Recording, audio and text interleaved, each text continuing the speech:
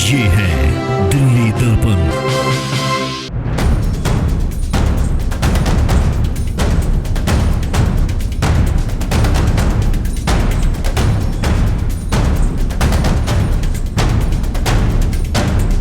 नमस्कार, दिल्ली दर्पण टीवी देख रहे हैं आप। मैं हूं आपके साथ पुनीत गुप्ता।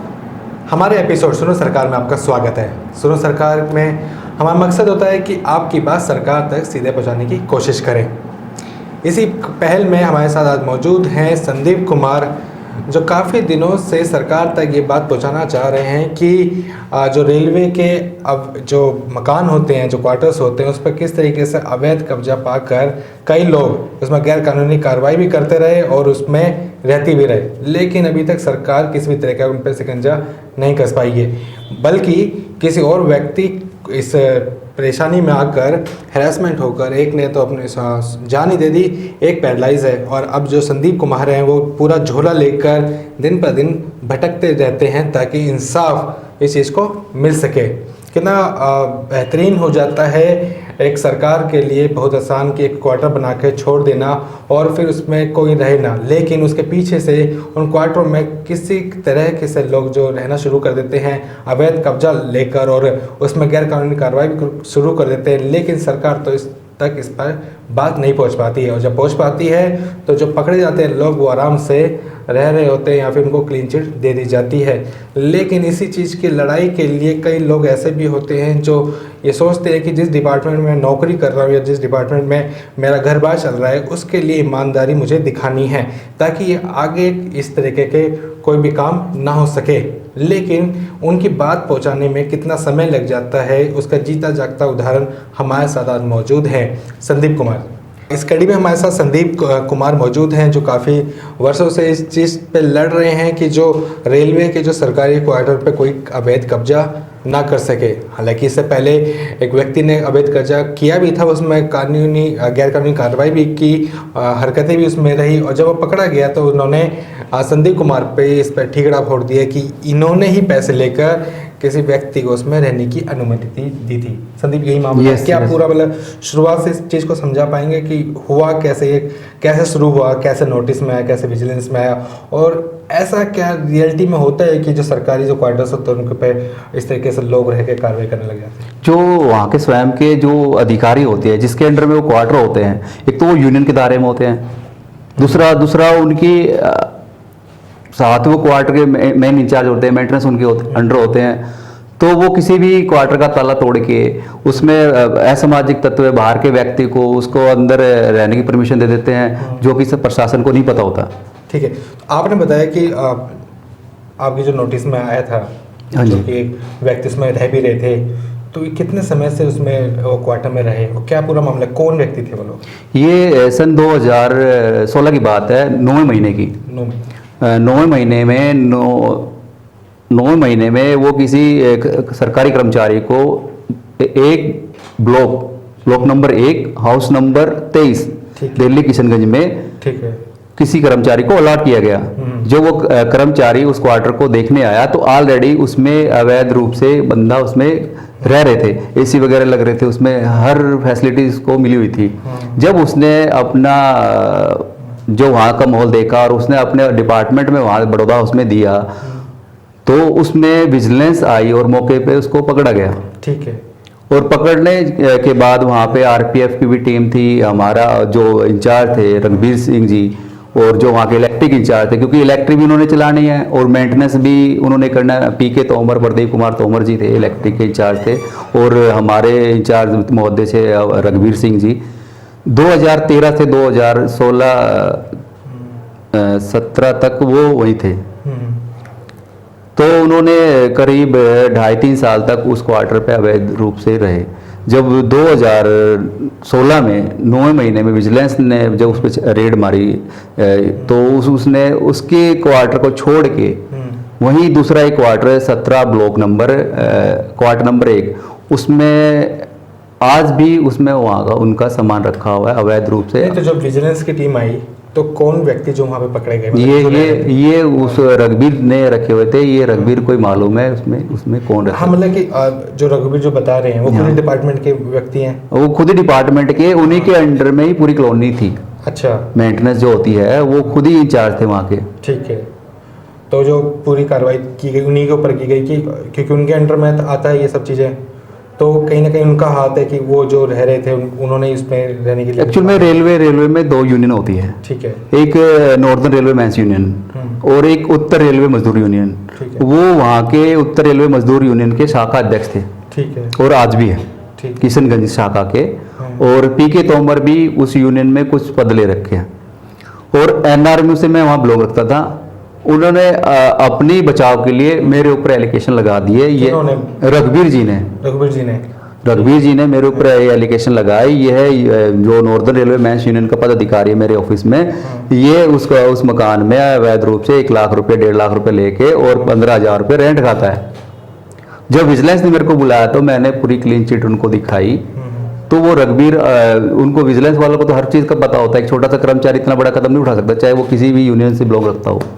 लेकिन जो करेगा तो वो अधिकारी करेगा, कर्मचारी कभी नहीं करेगा। तो जब ये 2016 की जब फाइनल रिपोर्ट आई विजिलेंस से, तो उनकी इंटर डिवीजन ट्रांसफर एक की मुरादाबाद, प्रदीप को पीके तोमर की मुरादाबाद और रघुवीर सिंह की अंबाला में पोस्टेड हुई। नहीं तो किस आरोप में की गई इनका? ये जब इसमें 1/23 में, मतलब कि इसी में इस करप्शन में यानी कि ये साबित हो रहा था कि इन्होंने गड़बड़ की है। बिल्कुल वे क्लीन चिट उनको साबित हुआ। ये जो इन्होंने एक क्वार्टर दे रखा था वो अवैध रूप से गलत था। बिल्कुल वो करप्शन में इन्वॉल्व थे। बिल्कुल। यानी कि उनको पनिशमेंट दी गई है, तो इसका मतलब है कि ये तो साबित हो गया कि वो इन्वॉल्वमेंट, वो बिल्कुल इन्वॉल्व मिले। उनको SF5 भी मिली थी। उस SF5 में उनके असिस्टेंट थे कोई हमारे अखिलेश जी, जो आज इस संसार में नहीं है।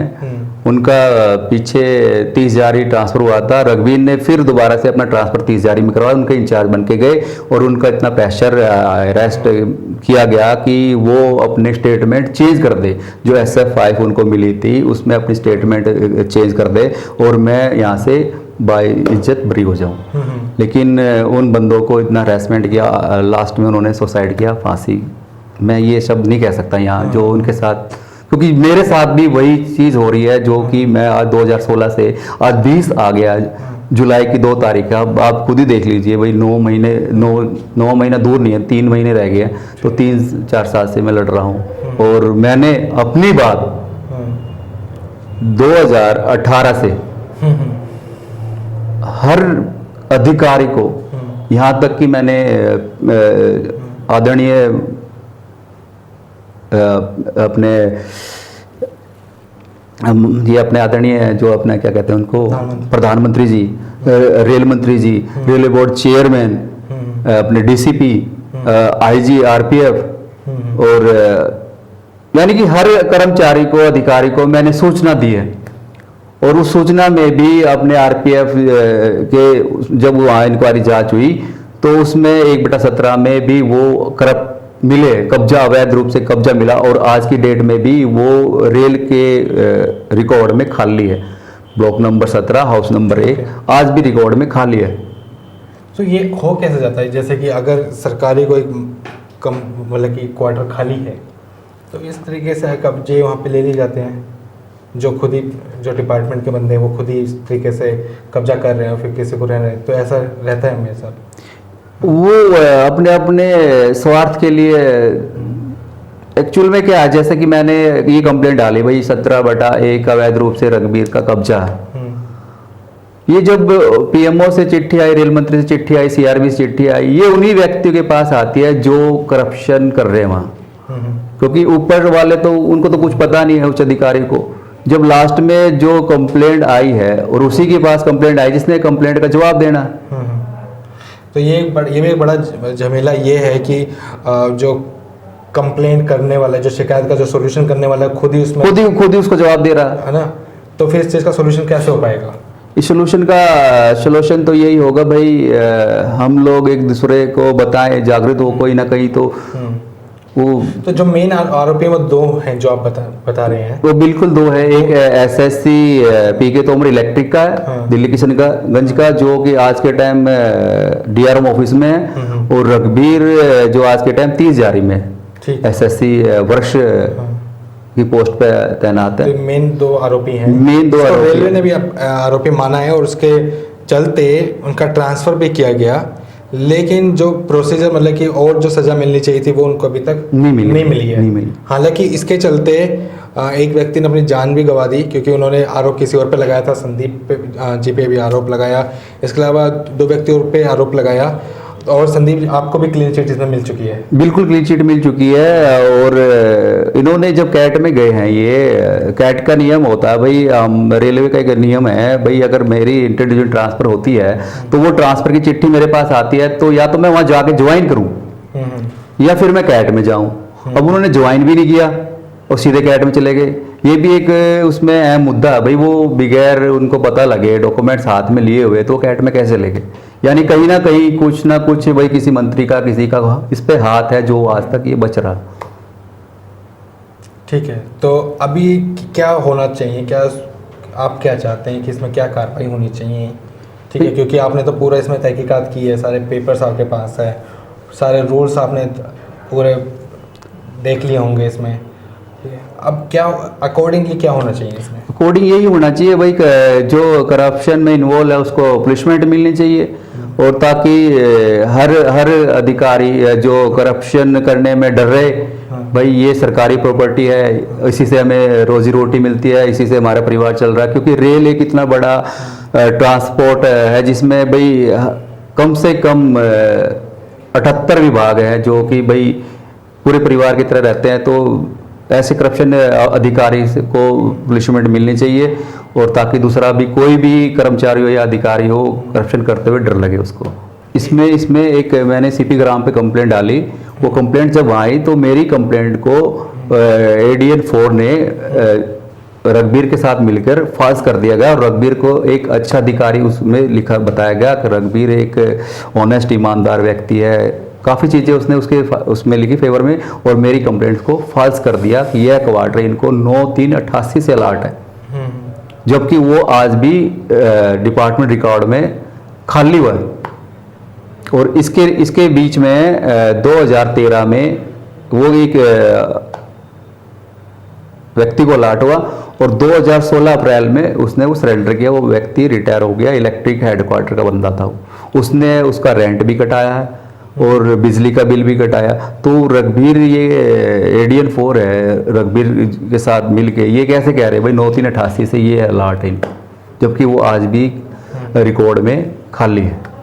यानी ठीक, मतलब कि यही कहना चाह रहे हैं कि जो सरकारी कागज हैं वो कुछ और कहते हैं, ज़मीनी हकीकत कुछ और है। ठीक है, कागजों पे तो वो खाली है क्वार्टर, लेकिन जो व्यक्ति हैं वो ये बता रहे हैं कि मैं मतलब इतने साल से 1988 से उस चीज़ में रहा भी रहा हूँ। तो मतलब उसका तो फिर रेंट भी जाता होगा प्रॉपर, बिजली का बिल भी जाता होगा, तो वो कैसे शो कर रहे हैं वो पे? तो अगर खाली है, खाली का मतलब खाली यानी कि 2016 में जब वो 1/23 में करप्शन में इन्वॉल्व हुए, तो उन्होंने अपना सामान उठा के 1/17 किशनगंज में रख दिया, और आज तक उस मकान में रखा हुआ है। लेकिन जब हमने अपने लेटर जो कार्रवाई की, उस लेटर में जवाब आया वो 9/3/88 से रघबीर की यूनियन को अलाट है। लेकिन जब वो 9/3/88 से अलाट है, तो उसके बीच में 2013 से लेके 2016 में जो इलेक्ट्रिक का बंदा वहाँ रहा है उसने बिल पे करा है, उसमें अपना HR कटवाया 30%। तो रघबीर कैसे कह रहा भाई मुझे वो 9/3/88 से अलाट है? वो जो गजेस्टेड अफसर है जो ADN 4 है वो कैसे कह रहा? ये भी तो एक इसमें साजिश का तहत है ना भाई, एक करप्शन का भी एक अधिकारी साथ दे रहा। तो यही है कि करप्शन अगर होता है, किसी भी महकमे में करप्शन होता है, तो उसका जो इलाज है वो ज़रूर होना चाहिए, ताकि आगे ऐसी चीज़ें ना हो सके। इसके खिलाफ जो आरोपी हैं उनके खिलाफ जो सख्त एक्शन है वो लेना चाहिए। हालांकि इस पर एक्शन तो हुआ, लेकिन जो एक्शन है वो उसको ना के बराबर ही समझा जाए, सिर्फ एक ट्रांसफ़र करके उसको छोड़ दिया गया। हालांकि इसके अलावा जो व्यक्ति जिनके ऊपर झूठा इल्ज़ाम उन्होंने लगाया था वो इससे आज तक भी परेशान है। संदीप कुमार आज भी इस कार्रवाई को लेकर चलते जा रहे हैं सड़कों पर, और पूरा झोला बनाए लेके घूमते रहते हैं, लेकिन अभी तक इनको वो संतुष्टि नहीं हो पाई है जो एक महकमे की तरफ से इनको मिलनी चाहिए थी। हम भी आपसे ये दरख्वास्त करते हैं, अगर सरकार इस चीज़ को देख पा रही है, सुन पा रही है कि जो करप्शन है वो आपके महकमे को ही खाता है, और इस चीज़ को अगर आगे बढ़ती रहती है तो और भी ज़्यादा दिक्कतें इस चीज़ में आती रहेंगी। तो इस चीज़ का जल्द से जल्द समाधान होना चाहिए और संदीप जैसे की आवाज़ आप तक पहुँचे इसके लिए हमेशा तत्पर है।